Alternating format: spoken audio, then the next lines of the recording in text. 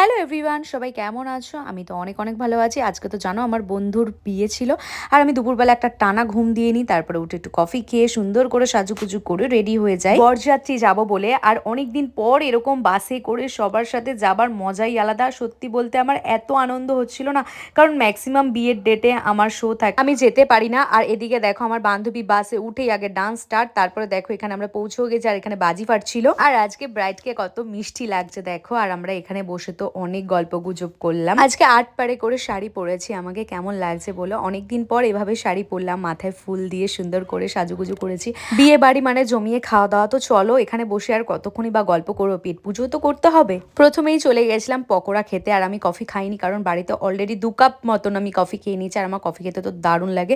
আর তারপরে চলে গেলাম ফুচকা স্টলে, আর এখানে পেট ভর্তি করে ফুচকা খেয়েছি। আর ওদিকে দেখো বর বসেও গেছে বিয়ের পিঁড়িতে। আর এখন হচ্ছে শুভ দৃষ্টির পালা, সমস্ত রিচুয়ালগুলো এখানে হচ্ছিল, আর আমি বসে বসে দেখছিলাম।